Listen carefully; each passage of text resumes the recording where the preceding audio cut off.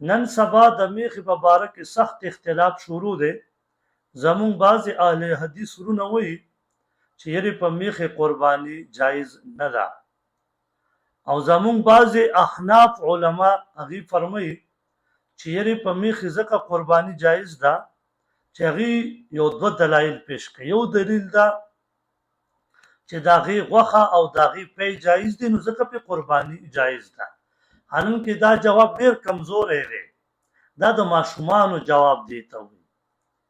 کچره ته دی ته وایې نو بیا هرن وسی چې کومه ده داغي خو هم جایز ده او داغي پیم جایز دي، نو بیا به سو وایي چې په هرن باندې وسی باندې هم قرباني جایز ده. دا د ماشومانو جواب دی، دا بنه کې صحیح جواب دا دی. امام حسن بصری رحمه الله یو لوی عالم تیر شوی دی، په 110 هجری کې وفات شوی دی. وفات کی اوس عمر تقریبا 1298 وشو. دومره لوی عالم مخکې تیر شوی.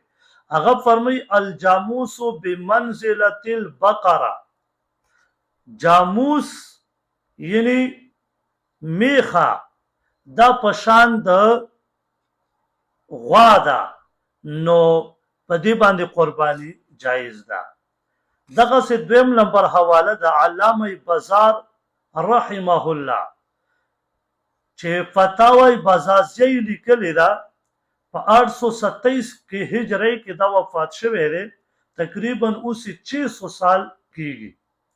هغه په خپل فتاوی بازازی کې لیکلی الجاموس یجوز فيها، وایي چې په میخه باندې قرباني جائز ده او دا مثل د غواله. دغه سي امام المنذر رحمه الله چې په 318 هجری کې وفات شوی دی او تقریبا اوس 930 سال، دا فرمایي الجواميس حکم البقره، و میخه چې کومه ده دا په حکم د غوا کې دی.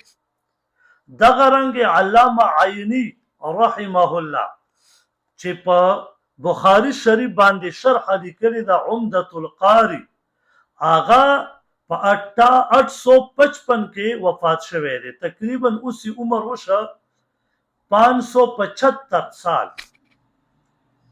نو دا فرمای والجاموس من البقره، میخه چې کومه ده دا په مثل د غوا ده. دا مسله موطا امام مالک رحمه الله هغه لیکلی دي د غوا په زکات ورکولو کې. هغه فرمایي دا حدیث مبارک دی 617 په بعضی کتابونو کې چاپ بدل شوی، نو کې دي شپای کې مخکې ورستوي. هغه فرمایي امام مالک رحمه الله وكذلك البقره والجواميس تجمع في الصدقه وانما هي بقره كلها. هغه فرمایي چې په غوا کې څنګه زکات ورکول واجب دي، دغه سي په میخه کې زکات ورکول واجب دي. او بیا فرمایي چې وانما هي بقره، او دا چې کومه ده په مثل د غوا ده، نو په میخه باندې قرباني بالکل جایز ده. لیکن ما چې دا کم علما پیش کړه دا 1200 کال مخکې، او امام مالک رحمت الله علیه خو بيخي د صحابه او دور ته نږدې وو، نو هغه علما فرمایي چې جایز ده. او د دې زمانه چې یو کس را پاسي چې ناجایز ده، نو د قول معتبر نه دی، قول د هغه علما معتبر دی چې کوم د صحابه وخت کې نږدې وو، او دا غي سره بعض تابعین او باقاعده ملاقات شوه دی د صحابه سره، نو موږ ته د هغه خبره منل پکار دي.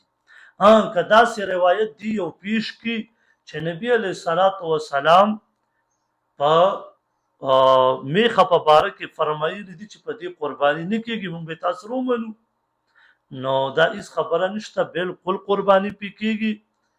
څوک چې وایي چې پې نه کېږي، هغې ته موږ وایو چې د منې یو حدیث راوړه.